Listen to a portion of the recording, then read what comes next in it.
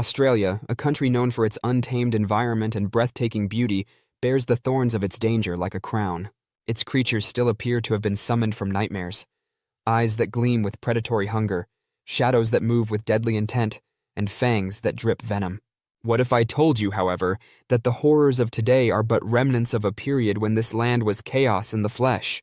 A period when the earth, sky, and water were governed by monstrous creatures, and surviving was a relentless conflict rather than a struggle. This ancient wilderness was home to Megalania, a lizard whose deadly accuracy was equaled only by its huge size. As its name suggests, the great roar passed through the thicket with the quiet of death itself. It was more than 20 feet long, weighed as much as a compact car, and hunted patiently and with venom.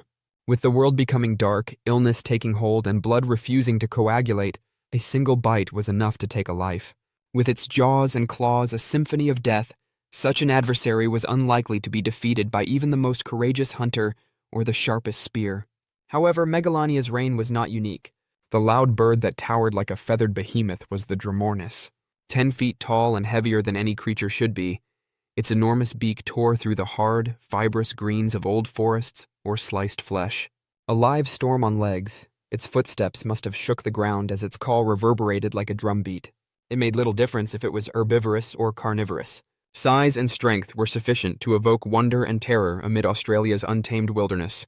The land crocodile quincana stalked with frightful purpose on the fractured dirt of this ancient world. It was a swift and fierce predator, rather than a slow-moving animal restricted to the water's edge. It moved quickly across the plains on long legs, its sharp teeth cutting flesh like the sharp edge of death. Because this hunter was a master of two worlds and could shift between water and land with ease, not even the river provided an escape. Those who dared to lower their defenses, believing they were safe, discovered too late that quincana could reach anything. How about the kangaroo? Ignore today's soft-eyed grazers. Imagine 9-foot-tall Procoptodon with icy, concentrated eyes that face forward.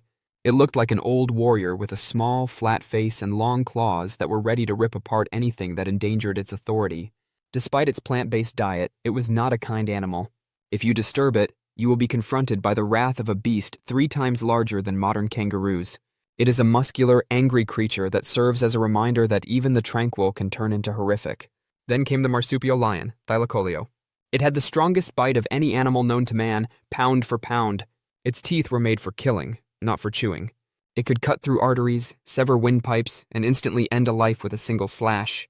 Its forelimbs were tipped by retractable claws, and it climbed with a spooky elegance thanks to its hooked thumbs, dragging its prey far up into the trees to feast. From this unrelenting hunter, no cave, no canopy, and no shadow was safe. Even this land's herbivores were enormous and uncompromising. Diprotodon, a roughly 4-ton wombat-like monster, towered over the terrain like a living fortress. Despite being a plant-eating animal, hunting it was dangerous due to its size. It was a gentle giant only in appearance, a mountain of strength and flesh that no predator dared to approach lightly, and it had a bite powerful enough to break bones. Then Wonambi, the serpent who hunted with might and patience, crept into the darkness. Its ambushes were carried out with horrifying accuracy, and its coils were a death sentence. Despite the fact that it was venomless, its relentless hold suffocated its victim. Instead of swallowing whole, as contemporary snakes do, it tore its food apart, consuming each painful bite. It waited, silent, chilly, and unyielding, close to waterholes where life gathered to drink. The land itself, a harsh and merciless expanse that tried even the most resilient species, may have been the most fear of all. Small and frail, early humans entered this crucible of chaos and made a precarious living for themselves.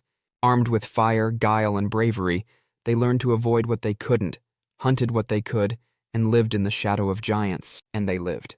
They refused to back down in the face of overwhelming odds. They had to contend with quincana's snapping jaws, Megalania's scream, and Dromornis's thunder. They suffered from Thylacoleo's deadly leap and Wonambi's smothering grip. Humanity developed through fire and fear, through death and drought. The echoes of that ancient era may almost be heard now as the winds whisper across Australia's red deserts and thick woodlands. The stories of the giants are engraved into the earth itself, and their spirits haunt the bones of the land. It is a tribute to the unwavering will to live, and a reminder of a time when the world was wild, and every breath was an act of defiance against fate. Please like, share, and subscribe for more interesting videos.